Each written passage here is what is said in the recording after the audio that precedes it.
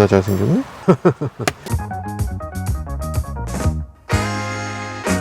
안녕하세요, 모카 김한용입니다. 오늘 만나보는 차는 토요타 알파드입니다. 세계에서 가장 못생긴 차, 세상에 차가 뭐 저렇게 생겼냐 라는 차였는데요. 그럼에도 불구하고 토요타에서는 가장 비싼 자동차, 모든 걸 갖추고 있는 자동차라고 주장합니다. 그래서 가격이 무려 9천만 원이 넘어요. 거의 1억에 육박하는 자동차라고 하는데요. 어떤 내용을 담고 있길래 이렇게 자신만만한지, 그리고 이렇게나 비싼지 한번 알아보도록 하겠습니다.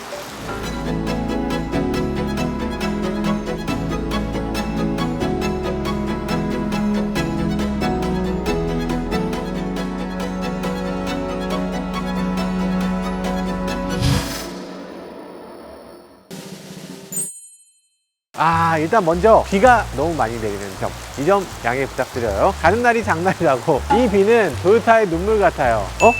아니고요. 일단 외관부터 살펴보시죠. 외관은 이건 사실 실드 불가라고 할 정도로 괴상한데요. 예전에 봤었던 알파드가 앞쪽에 너무나 화려해서 도저히 범접할 수 없는 자동차였다면 이제는 어느 정도 납득 가능한 디자인으로 비춰집니다. 예전 같으면 이걸 우리나라 사람들 절대 용납 못했을 거예요. 또 납득 가능하게 된 이유는 현대차가 이 정도로 화려해졌기 때문에 이제는 정말로 일본 사람들만 좋아할 디자인이 아니라 많은 부분이 개선돼서 납득 가능하다 싶은 수준이 된 것 같아요. 디자인이 뭐 이 모양이야, 여러 가지 불만 있는 분들도 계실 것 같아요. 그렇지만 분명한 건 이 알파드가 지나가면 다들 우와, 저 차는 뭐야, 저 차 왜 저래, 정말 다양한 사람들이 관심을 갖고 지켜보지 않을 수 없는 그런 자동차로 만들어진 것 같습니다. 존재감만큼은 엄청나네요. 측면에서 봤을 때 이런 라인도 굉장히 독특하죠. 캐릭터 라인이라고 하기도 뭐하고 아니라고 하기도 뭐한 그런 라인이 여기 잡혀 있습니다. 뭔가 캐릭터를 확실하게 딱 잡든가 딱 잡지도 않고 안 잡지도 않은 그런 라인을 갖고 있습니다. 이런 부분에 이렇게 파팅으로 아일랜드를 만들어낸 건 소렌토 하이브리드 기존 모델 같은 그런 느낌이 들어요. 이 램프의 디자인도 하나 둘 세 개 있는 것도 소렌토하고 닮았어요. 토요타가 기아를 따라하나? 이런 느낌이 들어요. 여러 가지 면에서 살짝씩 떨어지는 느낌을 주고 있는데, 와, 이렇게 거대한 자동차에 타이어는 이게 뭐냐 싶은 생각이 들어요.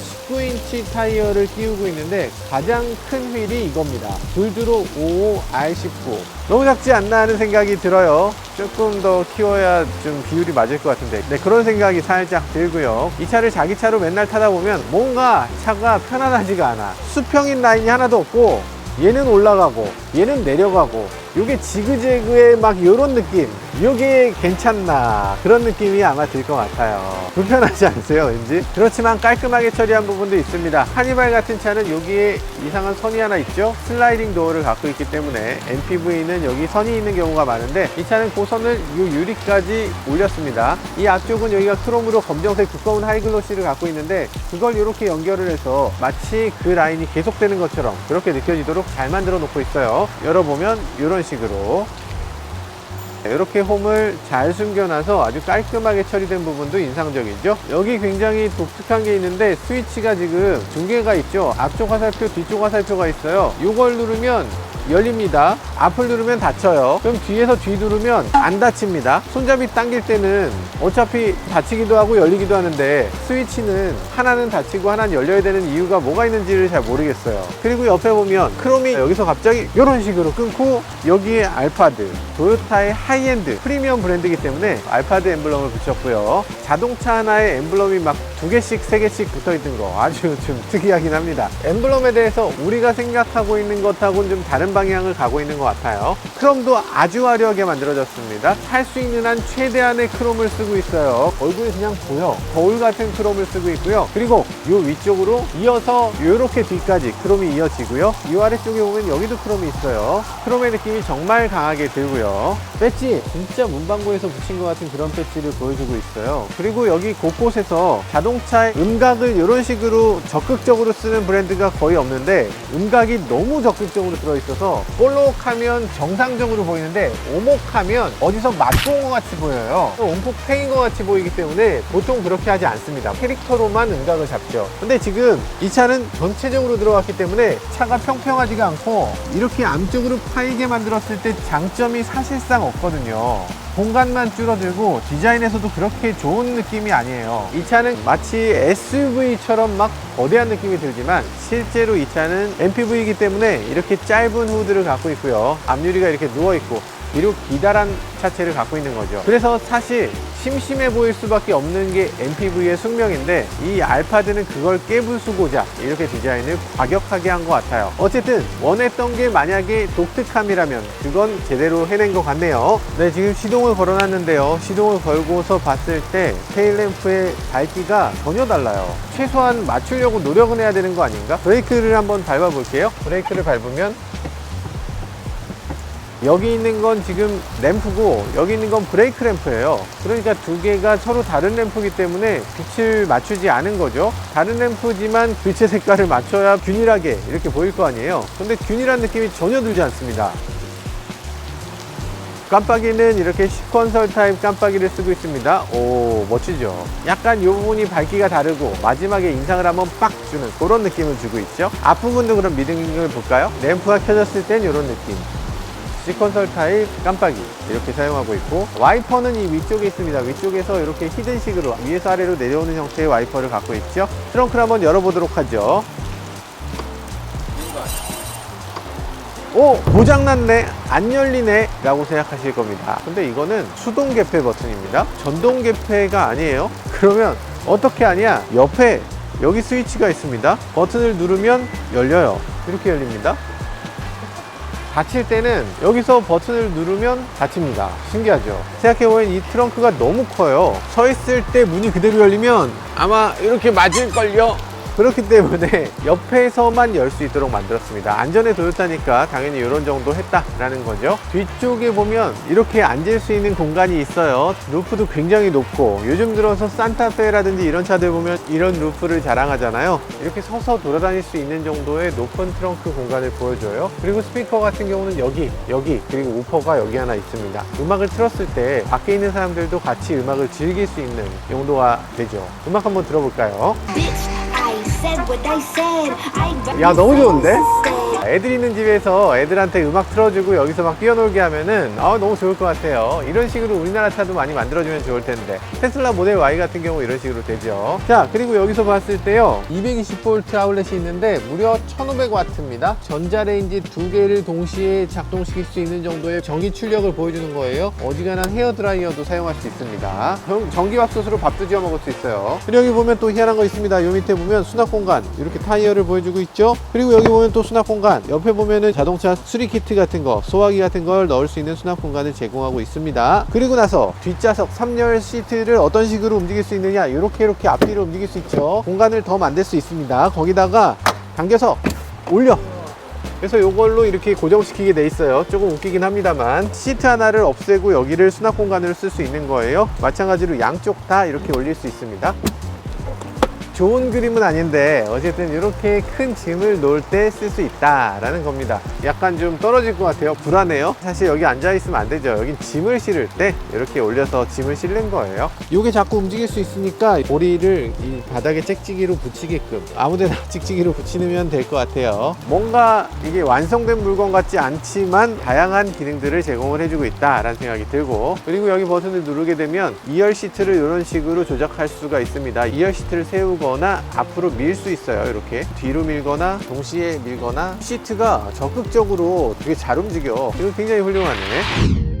네, 이제 주행을 해보는데요. 오늘 비가 너무 많이 와서요, 사실 뭐 자세히 말씀드리지 못하는 부분도 있을 것 같아요. 자, 한번 살펴보면요, 차 외관은 뭐 어마어마했잖아요. 사람들이 다 쳐다볼 거 아니에요. 야, 저렇게 못생긴 차를 타고 가는 사람 있다 이러면서 그랬었는데, 사실 실내에 들어와서 느끼는 느낌은 그렇게까지 어마어마한 느낌은 아닙니다. 의외로 꽤 익숙한 느낌이에요. 토요타 기존에 봤었던 스티어링 휠의 버튼들이라든지 옆에 있는 패들 시프트라든지 기어 노브라든지 이런 것들이 다른 토요타하고 굉장히 닮아 있고요.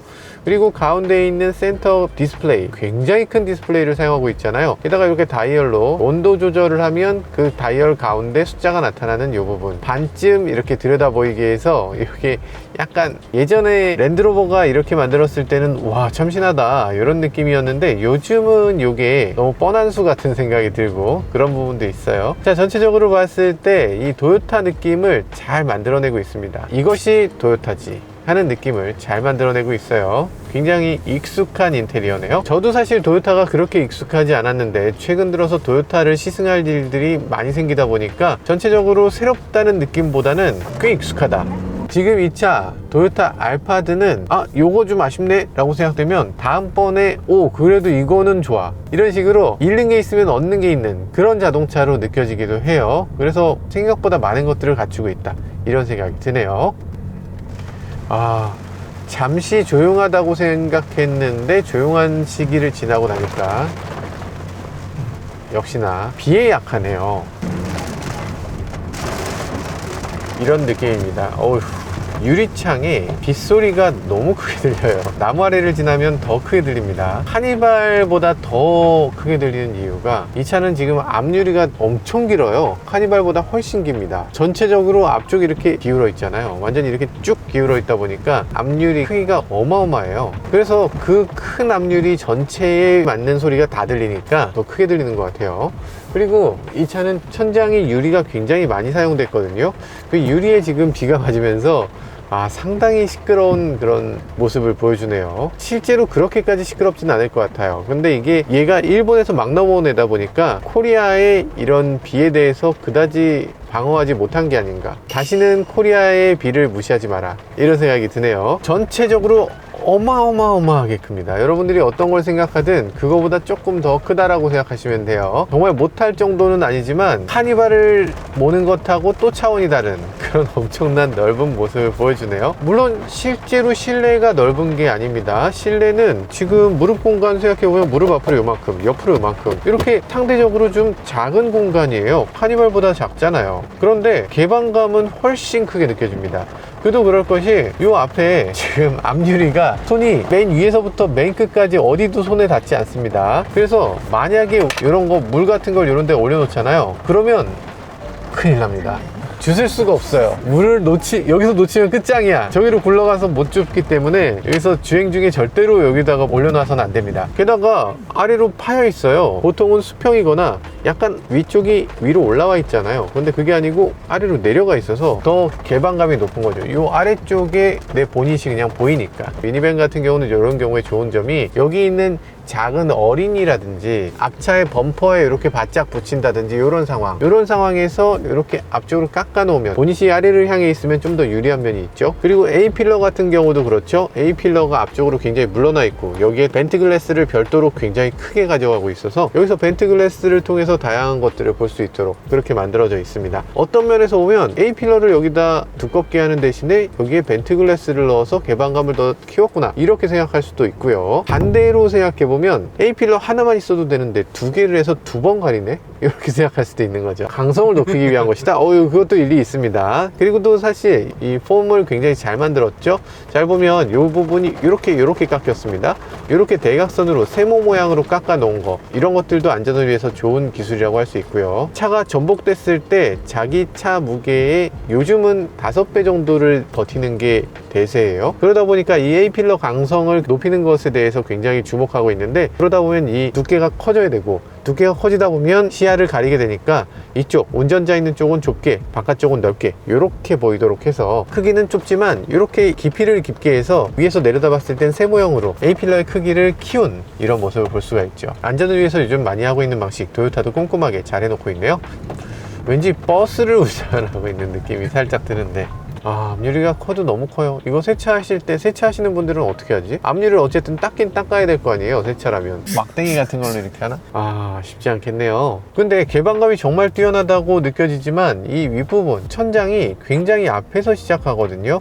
우리가 보통의 천장은 대충 한 요 위에서, 여기쯤에서 시작하잖아요. 여기서 시작해야 되는데 여기서, 그러니까 상당히 앞쪽에서 시작해서 개방감이 커야지 정상인데 이상하게 조금 작네?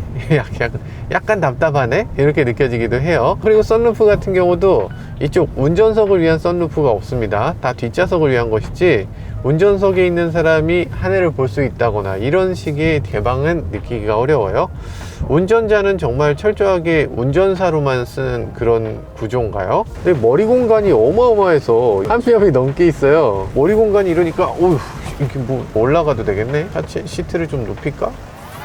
시트가 어디까지 올라가는 거야 이거? 야, 이건 생각 못했네. 시트를 정말 많이 높이면 차에 앉는 포지션이 아니라 집에 있는 공부할 때 앉는 의자, 일할 때 앉는 사무실 의자, 그런 것처럼 나름 굉장히 편합니다. 약간 허리가 안 좋은 사람한테 참 좋을 것 같은 그런 느낌인데요. 일단 머리 공간 이거 쓸데없이 뭐하러 팔았냐 이렇게 생각할 수 있는데, 이런 것들을 생각해 보면 쓸데 있네요. 쓸데 있네. 편해. 이게 좀 좋은 마음이 생기다가도 가속을 해보면은 갑자기 이게 뭐냐 싶은 생각이. 하이브리드잖아요. 하이브리드인 걸 감안해도 이 정도예요. 190마력의 애킨슨 사이클 2.5리터 엔진을 가지고 있고요. 그리고 60마력의 전기 모터를 갖추고 있어서 시스템 출력 250마력을 자랑하고 있습니다. 자, 언덕을 올라갑니다. 아우, 힘이 왜 부족하지? 꽤 부족하네요. 250마력! 다 어디로 갔어? 다 어디 갔어? 이렇게 RPM이 올라가도 차가 그렇게 나가는 느낌은 별로 없다. 신기합니다. 어떻게 이러지?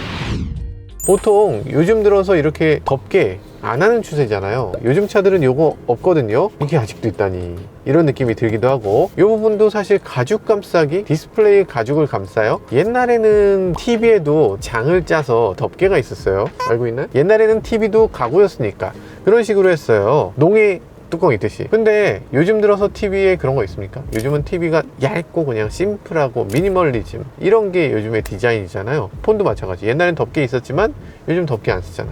마찬가지로 여기에 테두리에다가 뭔가 감싸는 건 너무 옛날 느낌이야. 감촉은 되게 고급. 가죽 감싸기를 진짜 고급스럽게, 여기도 가죽 감싸기 진짜 고급스럽게 이렇게 해놨습니다. 그러니까 굉장히 고급스럽게 만들어 놓은 옛날 물건 같은 그런 느낌이 드는 인테리어예요. 옛날 물건을 정말 잘 만들었어. 핸들도 보세요. 핸들에 우드 트림. 와, 우드 트림. 이게 언제적 우드를. 진짜 클래식하다. 여기도 우드.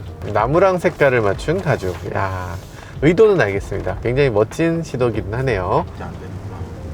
달릴 때 안 되죠. 너무 황당하죠. 지금처럼 조수석에서 눌러주는 경우 있잖아요. 조수석에서 눌러주는 경우도 다 안 되도록 마치 잠재적인 범죄자처럼 네가 운전주게 할 거지? 이런 식으로 하는 거잖아요. 일본 사람들에게는 터치 디스플레이가 굉장히 놀라운 기술이거나 굉장히 조심스러운 기술일까요? 최첨단 기술이기 때문에 함부로 쓰면 안 된다는 얘기일까?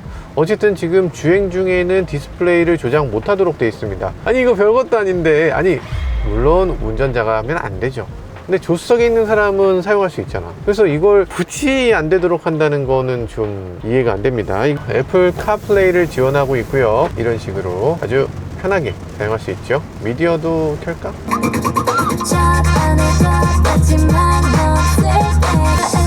이퀄라이저가 없어. 대박. 이게 일단 설정에 사운드 및 미디어 설정에 들어가면, 보통의 경우는 여기 들어가게 되면 이퀄라이저라든지 하다못해 저음 고음을 조절하는 그런 정도의 이퀄라이저 역할을 하는 그런 기능은 있잖아요. 난 고음이 좋아, 싫어, 이런 것들 다들 있으니까.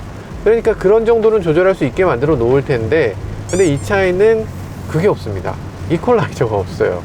아니, 고음 저음 정도는 만들어줘도 되잖아. 오디오가 그렇게 떨어지는 건 아닌데, 그런데 오디오에 조금 거슬리는 부분을 바꾸지 못하게 한 게 이상해요.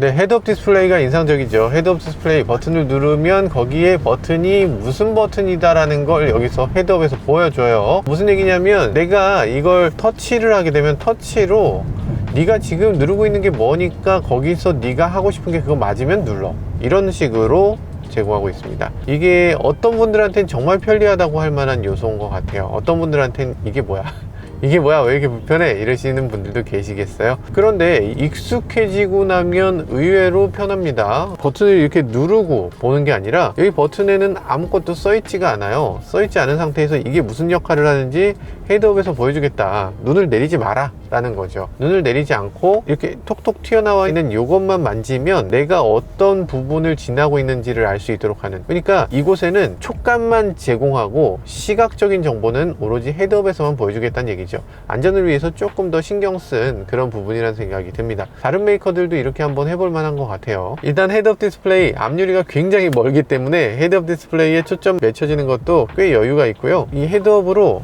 이렇게 움직였을 때도 헤드업을 벗어나는 경우가 별로 없습니다. 이 가운데 이 스윗스팟이 굉장히 넓어요. 보통 다른 자동차 같은 경우는 유리가 여기 있으니까 운전자가 움직일 때 그 움직이는 폭이 실제로 크게 작용하죠. 조금 키가 작은 사람, 큰 사람 자꾸만 헤드업을 위아래로 움직여야 되는 상황, 이런 경우가 있는데, 이 알파드 같은 경우는 이렇게 움직여도 어느 정도 보이는 걸 볼 수 있네요. 다른 데로 장점이라고 할 수 있습니다. 3열로 넘어갈 때 이런 식으로 가야 돼요. 슬라이딩 도어가 어느 정도 크기가 있기 때문에 뭐 이 정도라면 괜찮다, 뭐 이런 생각이 들기도 하는데, 사실 이거 별거 아닌데 여기 손잡이가 하나 있어요. 뒤로 젖히는 손잡이. 훨씬 편하게 뒤로 젖힐 수가 있네요. 오. 걸렸어. 시트를 뒤로 젖히면 안 다칠 수도 있다는 거. 야, 이게 어떻게 걸리게 만드냐? 진짜 특이하네. 일단 시트는 진짜 편합니다. 와, 이게 2열이 아니고 3열이라는 걸 주의하셔야 돼요. 3열이 어떻게 이렇게 편할 수가 있지? 더 앞으로 오면 어디까지 가는 거야? 3열이 어떻게 여기까지 오지? 이 상태에서 젖히면 오? 누우라면 눕겠어요. 어디까지 가는 거야? 엄청나네요. 시트를 눕혀서 짐을 넣어도 되겠네. 뭐 되죠. 되는데, 근데 문제가 있다면 이 시트가 너무 고급이에요. 가죽이 야들야들야들합니다. 느낌이 잘못하면 찢어질 수 있겠다 싶은 초호화, 진짜 최고급 가죽이에요. 그리고 시트 자체의 크기가 너무나 넓습니다. 폭도 넓고 바닥이 평평한 데다가 이 가장자리까지 이렇게 올라와 있어요. 이게 쭉 뻗은 이런 소파 같이 만들어져서 발라당 누우면 이렇게도 괜찮네. 토요타 알파드는 뭐니 해도 시트의 자동차라고 할 수 있습니다. 다른 건 그냥 모르겠어. 근데 시트는 세상에서 제일 편하게 만들어 라고 해서 만든 차. 그러다 보니까 시트가 토요타에 있는 모든 자동차 중에 제일 편하고, 세계적으로도 알파드만한 시트를 갖고 있는 자동차는 거의 없어요. 자, 지금 이거 3열이거든요 2열에 가면 또 얼마나 놀라운지 2열로 넘어가서 살펴보도록 하겠습니다. 실내가 너무 황송스럽네요. 바닥에 매트 봐라. 매트의 고급스러움. 손잡이, 이 손잡이만 봐도 토요타가 얼마나 꼼꼼한 브랜드인지를 보여줍니다. 손잡이 보통 현대차 여기 하나 있습니다. 저는 좋아. 근데 정말 키가 작은 사람이면 어떻게 할까? 이 정도? 정말 작은 애들이면 어떻게? 여기 있어야죠. 이걸 잡고 올라가는 애기가 있는 걸 감안한 거예요. 여기서부터 한 단계, 두 단계, 세 단계의 손잡이가 있습니다. 이거 하나로 그냥 쭉 하면 되지 않아요? 중간 잡으면 미끄러지잖아. 그러니까 여기에 단계를 다 만들어 놓은 거예요. 그리고 또 이거는 가죽 감싸기를 해놓고 있습니다. 그래서 처음에 이 차에 탈 때 이 손잡이를 잡고 타잖아요. 이 차가 고급이라는 거 느낄 수 있도록, 감촉을 느끼면서 차에 탈 수 있도록 만들어 놓은 거예요. 굉장히 세심한 배려라고 할 수 있죠. 그리고 차에 타보면요,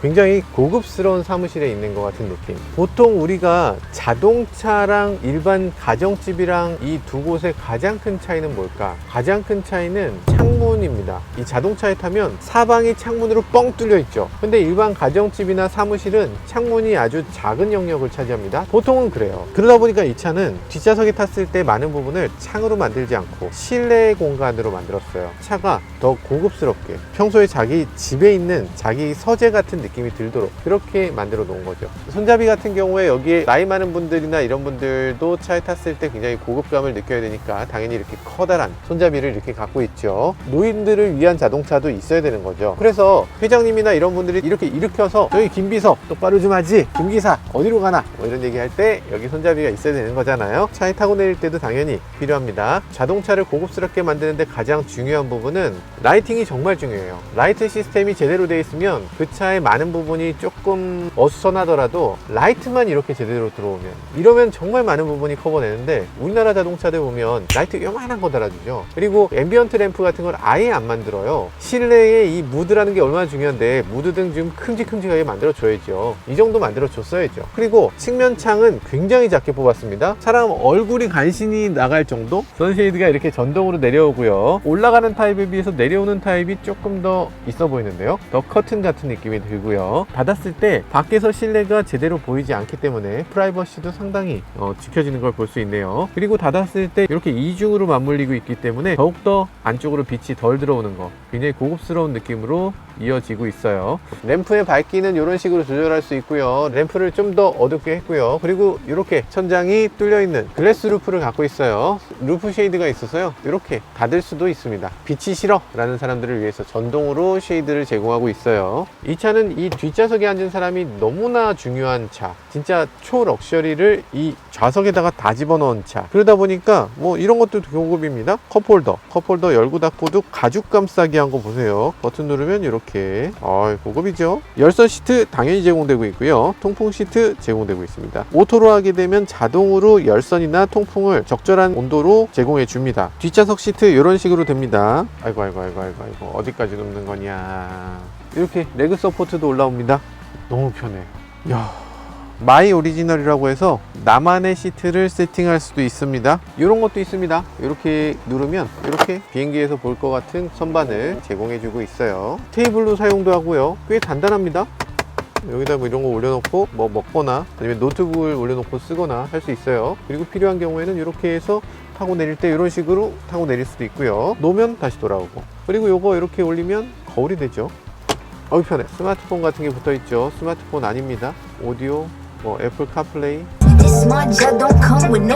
오디오 수준이 있었습니다. 애플 카플레이를 뒤에서 조작할 수 있어요. 무선 카플레이로 저희 PD님의 주머니에 있는 오디오를 여기서 틀고 있어요. 훌륭하지 않습니까? 이런 것들 보면 이렇게 스마트 컴포트, 릴렉스, 난방 및 차분한 조명을 통해 진정이 됩니다. 앰비언트 라이트도 조명이 바뀌고, 열선을 작동시키고, 히터를 조금 더 틀고, 그래서 이 안에 휴식을 제공하기 위한 여러 가지를 제공해 줍니다. 앰비언트 라이트 컬러도 메뉴에 들어가서 바꾸는 게 아니라 이런 식으로 눌러서 바꾸니까 굉장히 편하죠. 그리고 여기 온도 조절이라든지 이런 것들도 제공을 하고요. 에어컨, 뭐 편의장치 이런 것들을 조작할 수 있게 돼 있는데, 이런 것들 메뉴에 또 들어가고 뭐 자시고 하는 거 너무 힘들어 라고 생각하실 수 있잖아요. 그런 경우를 위해서 커튼처럼 위에서 아래로 내리면 기본적인 온도 조절이라든지 이런 것들을 한 번에 할 수 있도록 만들어져 있습니다. 굉장히 쉽고 좋은 기능이죠. 그리고 이런 식으로 이렇게 꺼낼 수 있는데, 굳이 여기다가 끼워 놓고 이렇게 조작하는 게 아니라 이렇게 조작하니까 너무 편해. 게다가 이 자체도 굉장히 잘 만들었습니다. 가볍기도 하고 스마트폰을 갖고 있는 것 같은 느낌이 들어요.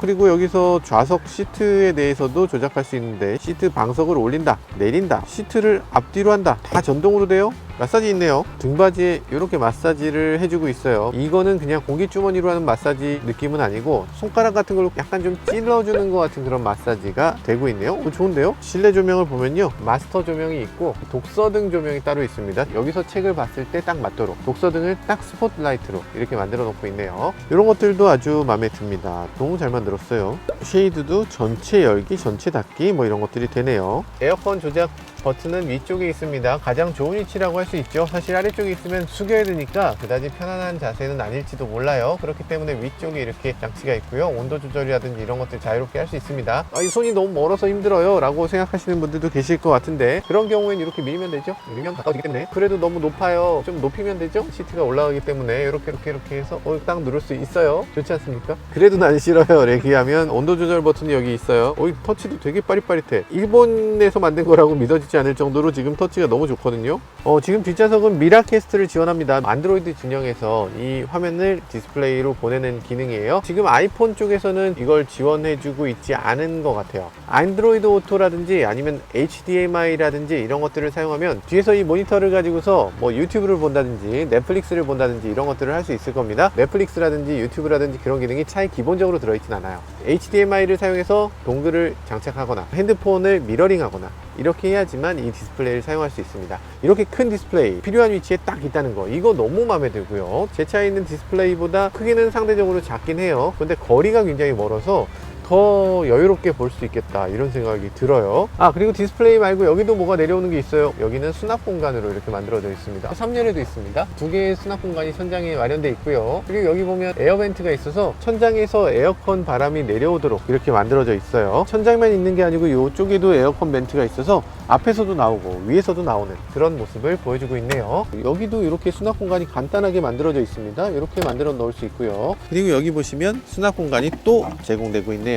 그리고 이 아래쪽에도 양쪽에 USB-C를 제공할 수 있도록 이렇게 만들어주고 있어요. 야, 수납 공간 진짜 다양하다. 다양해. 여러 가지로 아주 꼼꼼하죠. 가방 같은 거 들고 다니다가 어딘가 걸어야 되잖아요. 이런 데다 걸 수 있게 여기다 걸게 되면 아마 잃어버리고 나가는 경우는 없겠죠. 우산 같은 거 걸어도 좋을 것 같네요. 바닥에 놓기도 애매하고 그런 경우 경우에 딱 좋을 것 같은 그런 위치네요. 여기도 있어요. 허리 여기다 걸면 되죠. 자, 전체적으로 봤을 때 2열에 앉은 뒷좌석의 느낌 너무나 고급스럽고, 물론 내가 딱 원하는 그 서재는 아닐지 몰라도 누군가의 서재에 앉은 것 같은 그런 느낌이 들어요. 정말 잘 만들었고, 1억 원짜리 자동차라고 말할 때 이게 무슨 1억 원이야, 이런 느낌이 드는 자동차가 있는가 하면 1억 원짜리로 안 느껴지는 차 뭐 있냐고?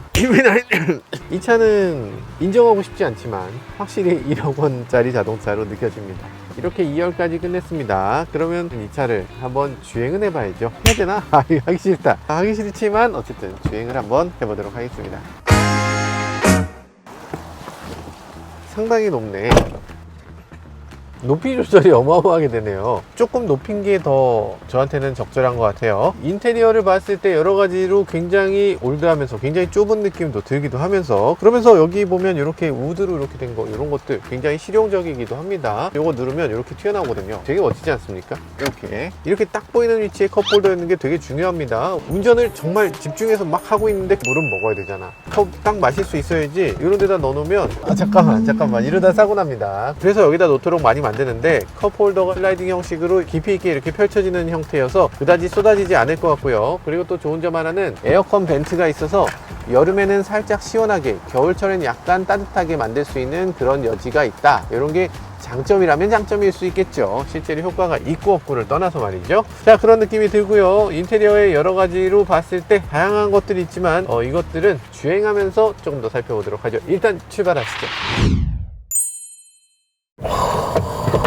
360도 서라운드 뷰 보세요. 차 바닥이 투명해집니다. 바닥에 물이 이렇게 있는 것도 보여. 앞으로 갈 때 기록, 뒤로 갈 때 기록, 이런 식으로 기록이 쭉쭉쭉 됩니다. 내가 세운 곳이 경차 자리였네? 라고 알 수 있게끔 자기 바닥에 써 있으니까 뭐 장애인 주차 구역이라든지 경차 구역이라든지 이런 것들 알기 어렵잖아요. 이런 것들을 알 수 있도록 하는 기능도 제공을 하고 있어요. 디지털 룸미러 있습니다. 디지털 룸미러로 이렇게 켜게 되면 뒤에 카메라가 하나, 이 뒷유리 속에 카메라가 들어가 있거든요. 그 카메라로 후방을 보여주는 이런 룸미러가 제공되고 있어요. 사실 이런 자동차는 룸미러가 작동시켜 보면 후방 시야가 거의 없습니다. 그렇기 때문에 디지털 룸미러를 했을 때 그만큼 효과가 있는 거고요. 지금 후방 카메라 있으니까 상관없지 않냐 생각하실 텐데, 경우에 따라서는 후방 카메라에 나타나지 않는 장애물도 있어요. 그렇기 때문에 감지하기 위해서라도 이렇게 디지털 룸미러를 작동시켜 놓는 게 경우에 따라서는 필요합니다. 자, 그리고 한번 주행을 해보면요, 토요타가 하이브리드 기술은 굉장히 앞서 있죠. 그런데 디스플레이도 상당히 나름대로 또 괜찮은 디스플레이 모양을 보여줍니다. 가운데 내비게이션이 보이고 오른쪽에 사륜구동, 이 하이브리드 어떤 식으로 작동되는지를 보여주는 이런 모습을 비춰주고 있네요. 굉장히 단순화되어 있기도 하고, 그리고 엔진이랑 전기 모터가 어떻게 작동되는지를 효과적으로 보여주는 효율적인 그래픽이라는 생각이 듭니다. 지금 엔진이 작동되고 있고 전기 모터는 전혀 작동되지 않는다 라는 걸 보여주고 있어요. 자, 이런 상태에서 다시 가속 페달에서 발을 떼면 타륜 전체가 이렇게 배터리로 저장된다, 이런 것들을 보여주고 있네요. 이게 어떤 식으로 작동되는 것이냐면, 이 차는 기본적으로 하이브리드지만 사륜구동까지 지원을 합니다. 하이브리드는 엔진에 있는 배터리, 엔진 쪽에 있는 모터, 그리고 그걸 이용해서 차를 발진시키는 거 기능을 제공을 하고요. 그리고 뒷바퀴는 E4라고 해서 뒷바퀴 전용의 전기 모터를 제공합니다. 뒷바퀴로 엔진 힘이 전달되는 건 없는데 이 전기 모터만으로 뒷바퀴를 굴려서, 그래서 사륜구동을 구현하기 때문에 굉장히 효율적으로 이 기계적인 장치 없이 작동된다는 게 큰 장점이라고 할 수 있죠. 효율적인 사륜구동이지만 그런 사륜구동은 진정한 사륜구동이 아니다, 이렇게 얘기하시는 분들도 분명히 계실 것 같아요. 그럼에도 꼭 필요한 순간, 예를 들면 차가 미끄러져서 출발을 못 한다거나 아니면 차가 스피드할 가능성이 있다거나, 이런 경우에는 이 E4 시스템 굉장히 잘 작동되고 꼭 필요한 경우에 한 번씩 잘 작동된다는 점에서 최근 들어서는 여러 차에 두루두루 사용되는 그런 기능이라고 할 수 있습니다. 현대기아도 기술 개발은 해놓은 것 같은데 아직 적용을 안 하고 있네요. 연비는 지금 10km가 살짝 넘고 있습니다. 크기 감안하면 뭐 그렇게까지 나쁘지 않아요. 정숙성도 이렇게 뛰어나다는 얘기는 하지 않지만, 그거는 가솔린 대배기량 자동차에 비해서 그렇게 뛰어나지 않다, 전기차에 비해서 그렇게 뛰어나지 않다는 얘기지, 디젤에 비하면 훨씬 우수합니다. 근데 우리나라 카니발이라든지 이런 자동차들은 하이브리드가 없잖아요. 그런 경우에 이런 하이브리드 연비 굉장히 부럽게 느껴지네요. 자, 그리고 이 차는 한국화되지 않은 것이 가장 큰 단점이라고 할 수 있었습니다. 지금은 애플 카플레이 지원하고요. 그런 것뿐이 아닙니다. U 플러스 드라이브라는 게 있습니다. U 플러스 드라이브라는 거 아마 아시는 분들 아시겠지만 이런 식의 인터페이스를 갖고 있는 거예요. 이거 제네시스나 BMW 인터페이스 같은 느낌이 드네 라고 생각하신다면 맞습니다. 네, 그런 인터페이스죠. LTE 연동을 해서 여러 가지를 사용할 수 있도록 하고 있어요. 도요타 커넥트를 직접 가입하지 않았기 때문에 몇 가지를 사용할 수 없도록 되어 있는데, 여기서 이렇게 모바일 TV 같은 것도 지원을 합니다. 자, 출발하면 볼 수가 없고요. 뭐 AI 플레이어 아니면 지니 뮤직 이런 것들도 지원을 합니다. 현재 날씨라든지 이런 것도 볼 수 있고요. 오늘의 음악 틀어줘. 바이브에서 오늘 음악을 재생할게요. 네, 미리 보기니까 여기까지. 좋지 않습니까? 이렇게 돼요. 훌륭하죠. 뭐 팟빵도 되고요. 뭐 매블쇼 같은 게 나오네. 아니, 도요타가 한국 시장을 위해서 이걸 언제 다 개발했어? 라는 생각이 들 텐데, 사실은 그렇지 않죠. 이거를 개발한 건 지금 LG U 플러스예요. LG U 플러스가 자동차용 U 플러스 드라이브라는 걸 만들어서 이 자동차 회사에 제안을 합니다. 자동차 회사가 그래요, 그거 우리 회사에 딱 좋을 것 같아요, 설치해 주세요 라고 하면 이 회사에 맞게 개발해 주는 거예요. 마찬가지로 티맵도 이렇게 합니다. 카카오도 이렇게 해요.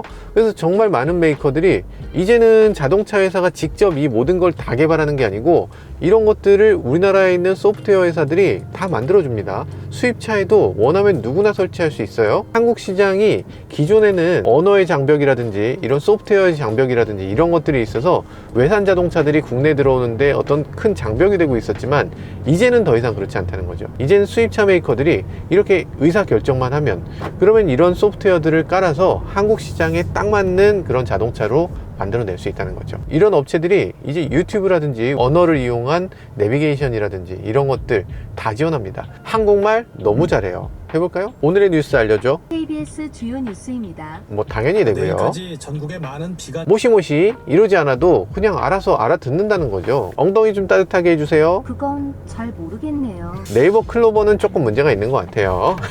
이제는 미국 차도 한국말하고 일본 차도 한국말하고 중국 차도 한국말 할 겁니다. 이런 소프트웨어가 깔려 있을 거예요. 이게 현실입니다. 이제는 정말 무한 경쟁의 시대가 됐어요. 우리나라에서 수입차는 안 돼, 내비게이션 때문에 망했어, 더 이상은 아니에요. 이제는 정말로 품질이라든지 성능이라든지 이런 것들로 승부해야 되는 시기입니다. 그리고 이 차만을 위한 새로운 것들을 만들어야 경쟁력을 가질 수 있는 그런 세상에 우린 살고 있는 것 같습니다. 네, 이 차는 전반적으로 이 시트라든지 인테리어라든지 여러 가지 면에서 칭찬할 만한 구석이 많은 자동차입니다. 그런데 다양한 부분을 칭찬할 수 있지만 한 가지 아쉬운 점이 있어요. 주행 감각. 주행 느낌만큼은 요즘 들어서 생각하는 그런 자동차들하고 상당한 거리감이 있고요. 굉장히 옛날 자동차를 모는 것 같은 느낌, 그런 느낌을 갖게 합니다. 그런데 그런 게 과연 나쁜 것인가? 제가 봤을 때는 충분히 나름대로 좋은 그런 승차감을 가지고 있고, 도요타가 생각하는 자동차 만들기가 어떤 것인지를 보여주는 그런 사례라는 생각이 듭니다. 그러니까 도요타가 자동차를 만드는 방식은 혁신이 필요한 부분은 혁신을 극대화하되, 혁신이 필요 없는 부분을 굳이 바꾸지 말자라는 게 도요타의 생각인 것 같아요. 혁신이 뭐가 그렇게 중요해, 그냥 불필요하게 가격만 올리고 고장만 늘어나는 고장 요소지 뭐하러 새로운 기능을 넣어? 라고 얘기하실 수도 있을 거예요. 그럼에도 새로운 기능은 필요합니다. 흔히 와우 팩터라고 하죠. 정말 와우 라고 생각할 수 있을 만큼 정말 놀라운 지점을 차 안에 계속 만들어 놓지 않는다면 그 자동차 회사 늙어버리는 거죠. 노후화되는 겁니다. 사실 자동차 회사들이 자동차를 만들 때 뭔가 벤치마크를 항상 해요. 근데 지금 현대기아는 어떤 회사를 벤치마크 했는가? 어느 순간 도요타를 더 이상 벤치마크 할 필요 없는 대상으로 생각했던 것 같아요. 중국 회사나 일본 회사는 우리가 충분히 뛰어넘을 수 있는 회사라고 생각한 것 같습니다. 그러다 보니까 주로 벤치마크하는 대상이 독일 회사, 벤츠라든지 BMW라든지 주로 폭스바겐. 유럽 회사들의 특징은 뭐예요? 기존에 있었던 걸 굉장히 잘 가다듬고 완결성 있게 만드는 거, 보수적이고 굉장히 잘 만드는 것이 독일 회사의 특성이고, 반면에 약간 노후화된 거, 좋게 말하면 연륜 있고 유럽 자동차 회사의 특성이었죠. 그런데 현대기아는 상대적으로 젊잖아요. 이런 젊은 자동차 회사가 굳이 연륜 있는 유럽 자동차 회사를 그렇게 벤치마킹 하다 보면 그저 무난무난 심심한 자동차를 만들었던 게 아닌가, 이런 생각이 들기도 합니다. 지금 도요타 최근 들어서 자동차를 만드는 모습을 보면 굉장히 공격적이고 굉장히 다양한 시도들을 하고 있는 것 같아요. 이 알파드만 해도 그렇습니다. 도요타가 무려 9천만 원이 넘는 자동차를 만든다니, 도요타가 이렇게까지 화려한 자동차를 만든다니, 도요타의 인테리어가 이렇게까지 돈을 많이 들여서 만든다니 참 놀랍기만 하다, 이런 생각이 드는데요. 현대기아도 이거 그냥 보고만 있어서는 안 되겠죠. 우리나라 자동차 회사들도 열심히 도전하고 열심히 벤치마크해서 남들보다 더 화려하고 도전적인 자동차들 한번 만들어줄 필요가 있다는 생각이 듭니다. 네, 오늘은 토요타 알파드 하이브리드 모델의 이그제큐티브 라운지라는 모델을 시승했는데요. 정말 대단한 자동차였습니다. 일단 가격이 9,920만원. 야, 너무 비싼 거 아니냐? 이게 말이 되냐? 라고 생각했어요. 게다가 거기에 엉성한 부분은 왜 이렇게 많은지, 디자인은 또 이런지, 이런 것들 굉장히 불만을 갖고 시작했는데, 실제로 인테리어를 보고 실제로 뒷좌석에 앉아보니까 그런 불만들 그냥 눈 녹듯이 사라진 것 같습니다. 아쉬운 점도 많았지만 이렇게까지 인테리어를 잘 만들었다는 거, 소비자들이 놀랄만한 요소를 많이 집어넣었다는 거, 그런 면에서 토요타의 저력, 그리고 알파드를 왜 그렇게 많은 사람들이 선호하는지, 이런 것들도 알 수 있는 계기였던 것 같습니다. 지금까지 저는 모카 김한효였습니다. 감사합니다.